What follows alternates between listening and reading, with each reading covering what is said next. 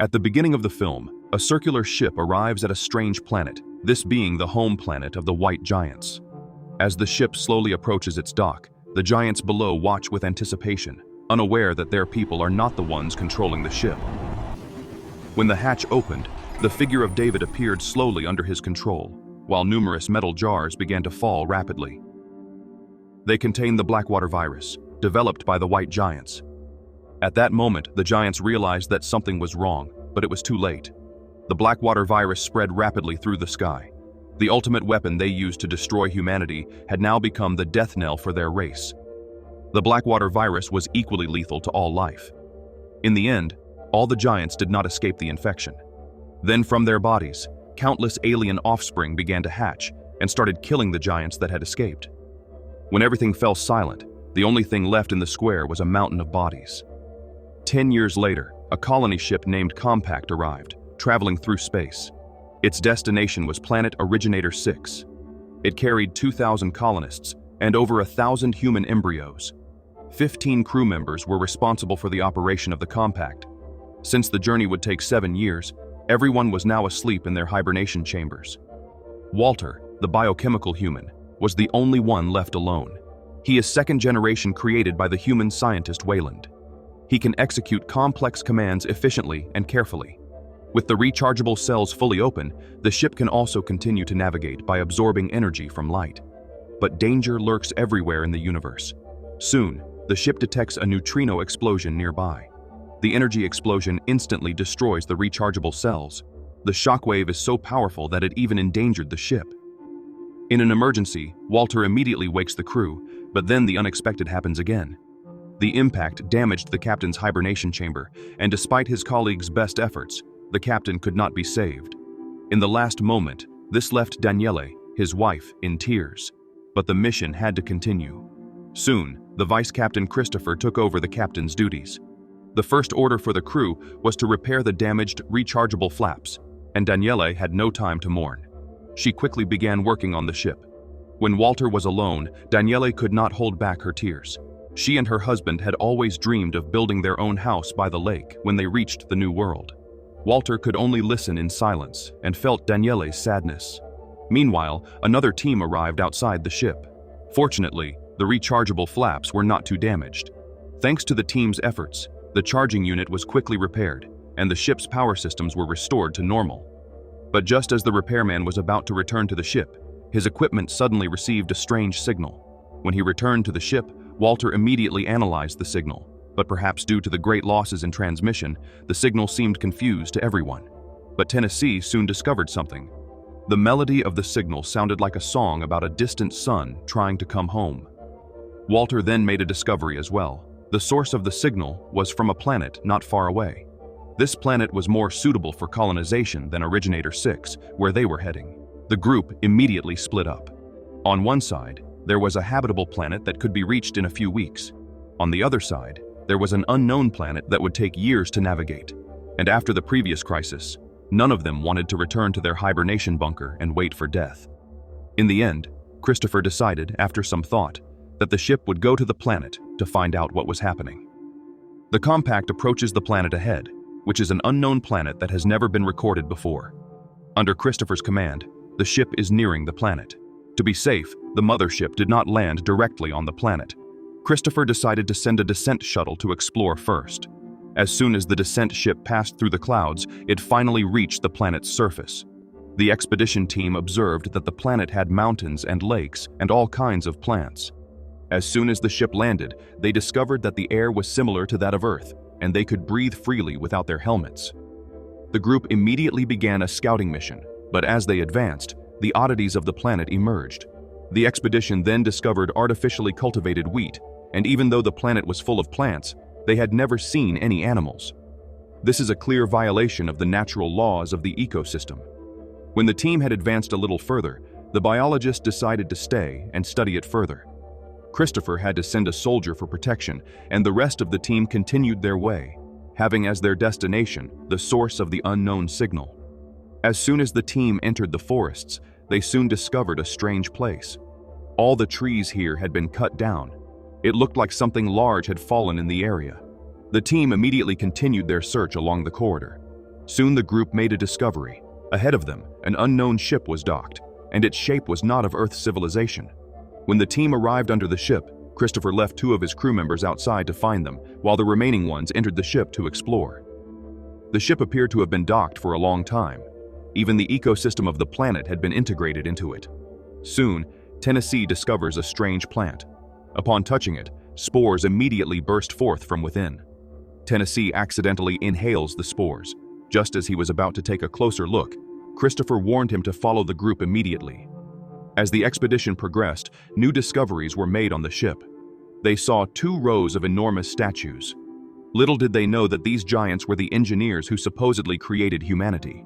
It was then that Daniele found another identification plate. The name Dr. Shaw was inscribed on it. Walter immediately revealed that Dr. Shaw had been the chief scientist of the Prometheus ship, but was lost along with the ship 10 years ago, and the signals present there suggest that Dr. Shaw had indeed been there. As the expedition continued their research, they soon found the control room of the ship. After a few clumsy attempts, Christopher accidentally activated the ship's video system. Only then did the team realize that the signal they were looking for was an inadvertent image left by Dr. Shaw. Meanwhile, the biologist found a suitable sample. The soldier, having nothing to do, wandered away and found a place to smoke. He ends up stepping on a strange plant, and quickly spores shoot out and floated from it, and as if it were living dust, flew into the soldier's ear. The man felt nothing of it, but his body would soon become abnormal. He began to weaken and sweat heavily. Seeing that his condition was strange, the biologist immediately returned to her team's ship for help. Christopher was informed of the situation and immediately ordered the expedition to evacuate. At the same time, however, Tennessee was experiencing the same symptoms on the other side. The soldier's condition worsened. He had already started to cough up blood from his mouth. With the assistance of the remaining team, the soldier was quickly taken to the medical chamber. As the team tore his shirt off, a massive amount of blood gushed from his back. It was as if something was about to come out of his body. Realizing that something was wrong, the team member immediately ran outside and locked the door upon exiting, as perhaps the biologist inside had also been infected. The woman quickly reported the situation to Christopher, but they were still a long way from the descent ship. The crew member had to return to the medical chamber to check the situation, but the next thing she saw was a sight she would never forget. Something began to try to claw its way out of the soldier's back, leaving a huge hole. As her companions watched, a creature erupted from inside him. The man also instantly fainted and lost his life. The woman outside immediately went in search of a weapon to destroy the creature, while the biologist faced the aggressive and horrific creature. Unfortunately, when the companion returned, the biologist inside the room was being killed. Upon entering the medical room, the team member slipped and fell. The sound of the gunshot attracted the alien's attention. Seeing that the alien was approaching her, she managed to shut the door at the last minute, but did not dare to stay any longer. The alien's attack quickly shattered the bulletproof glass of the door. Knowing that the creature followed her outside, the woman immediately grabbed a weapon and attacked. However, the alien was so agile that it easily dodged many shots. In panic, the crew member ended up hitting the ship's fuel tank. When the expedition returned, they saw the ship explode. Christopher was instantly desolate, as the biologist inside the ship was his wife. But before the explosion finished, a new situation arose on the expedition side. Tennessee, who had also been infected, began to lose control. The group tries to restrain him, but it is then that a second demon bursts out of him.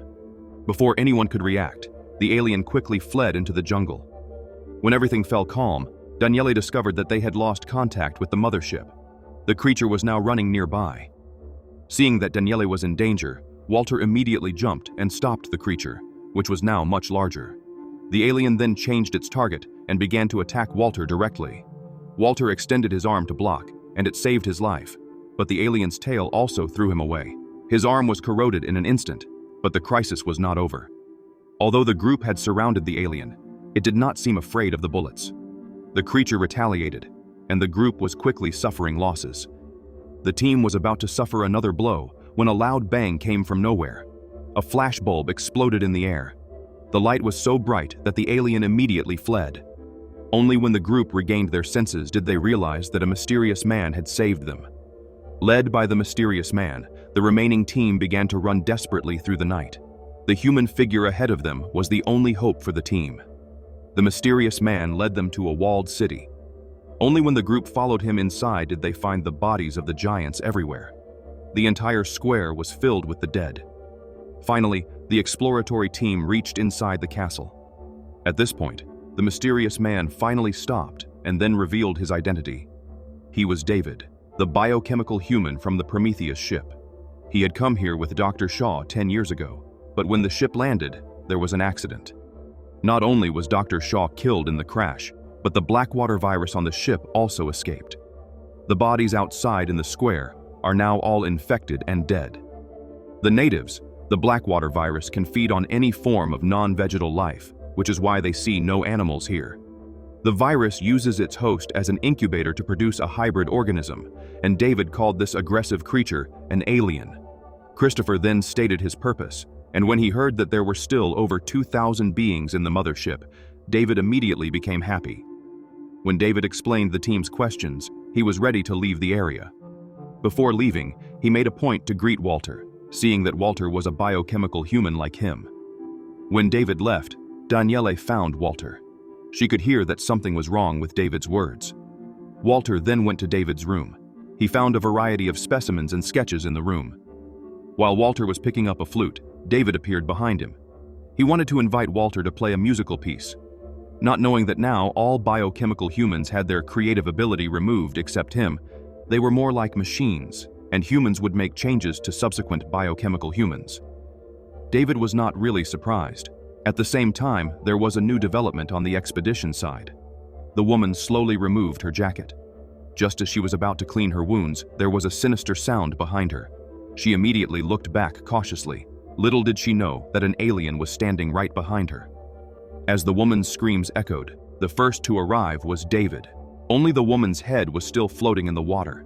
Looking at the alien eating the body, David seemed satisfied. To him, the alien was his child, and he is the creator of such an abomination. While David admired his work, Christopher heard the sound and arrived shooting at the alien. Despite David's efforts to stop him, when the alien lost all its reaction, Christopher turned his weapon against David. David's behavior made him suspicious. Threatened by Christopher, David took him to a laboratory that contained the original samples of the Blackwater virus and specimens of aliens in various stages of growth. David admitted to having created an alien from Brett. Christopher knew it was dangerous, but he was still curious. Then he even saw an alien in its initial form. A facehugger emerged out of nowhere, and Christopher was killed. An alien baby then emerged from his body.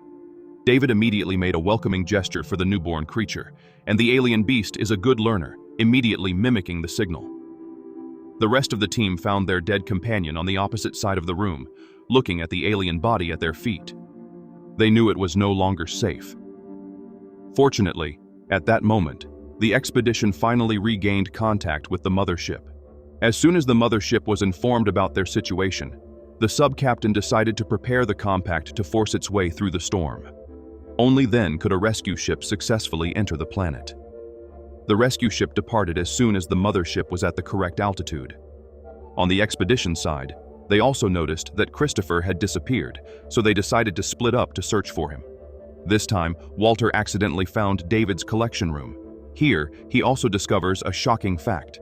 Dr. Shaw did not die in an accident, but was used by David as an experiment to create an alien.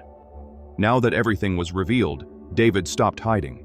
He admitted to having deliberately spread the Blackwater virus, and did so to become like the giants, the creator of another species. The alien was his greatest creation. He then invited Walter to join him, but Walter's ideology was loyal to humans, so David attacked Walter directly. Unbeknownst to them, the new generation of biochemical humans was repairing itself. Meanwhile, another team member finds Christopher's body, but then a facehugger suddenly lunges at him. The team member immediately shoots. Although he managed to get rid of the facehugger, his colleague waiting outside was in trouble. He was parasitized directly by the facehugger. Fortunately, his colleague arrived in time. He immediately killed the facehugger, but before they could breathe a sigh of relief, a mature alien appeared again. In a matter of moments, it killed the uninfected team member. On the other side, Daniele made a discovery in one of the rooms. She saw all the information about David's experiments. Suddenly, David appears behind her and throws her against the wall. David then immediately attacked her again. Just when he was about to kill her, Walter finally arrived in time. He told Daniele to get out of there first. A battle began between the two biochemical humans. As a second-generation biochemical human, Walter's powers of creation had been removed, but his physical capabilities had been greatly enhanced. After a struggle, David, being weaker, was soon knocked down. Just as Walter was about to kill him, David asked a question. "What is your choice now?" By that time, Daniele had released her distress signal. The rescue ship quickly landed. Walter saw this immediately and ran to them, but a mature alien had already fixed its eyes on them. The survivors managed to escape, and the alien followed suit. It jumped into the bottom of the ship instantly. They also spotted the alien through surveillance.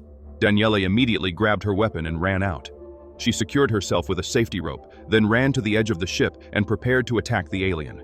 The alien quickly slipped under the ship, and it began to slowly lift off. However, the area was surrounded by monuments, and the ship accidentally collided with one. Daniele slid down from the ship. From there, she could see the alien. Daniele immediately fired, but the alien dodged and exited the cockpit of the ship. Shortly afterward, the alien began to furiously pound on the glass. In this moment of crisis, Daniele activated the ship's robotic arm. The loud noise instantly caught the alien's attention. It took the robotic arm as its enemy. Daniele seized the opportunity to trap it inside, but the robotic arm was too heavy, and the ship lost its balance. Daniele slid to the side of the robotic arm. Just as the alien was about to attack her again, Daniele activated her weapon, and the alien was shredded. Daniele then began to retract the robotic arm. The out-of-control ship soon regained stability. Daniele was back on board, and the ship accelerated into the sky. However, when the group returned to the mothership, the expected security did not come. It turned out that one of the crew members had already been infected by the virus. Now, the alien burst out of his body. Meanwhile, two team members were taking a relaxing shower, but the next moment, both were surprised and killed by an alien. When Daniele arrived, the alien had disappeared. They immediately started looking for it along the trail of blood on the floor. Daniele told Walter to close all the passages behind them, and with the cooperation of the group, they managed to drive the alien to the transformation chamber. Daniele had a plan in mind. She would lure the alien to the rover and then throw the entire rover out of the mother ship. But when everything was going according to plan, they underestimated the destructive power of the alien. At the last minute, it burst out of the vehicle. The alien was about to jump back into the mothership. At this critical moment, a second vehicle slid out. This time, Daniele used herself as bait, and the alien was pierced. When everything went calm, only 3 members of the crew remained in the ship. Hours later, Daniele and her companion would enter hibernation, leaving Walter alone to continue the journey. Just as Daniele was about to fall asleep, she asked Walter if, when they arrived, he could help her build a cabin. The expression on Walter's face was one of astonishment, and Daniele immediately realized that something was wrong. The biochemical human in front of her was not Walter, but David, who always wanted to destroy humanity. At the end of the film, David uses Walter's security code to open the hibernation capsule of the ship. He would have enough for experiments to grow aliens during his journey to their destination, and this time, no one could stop him.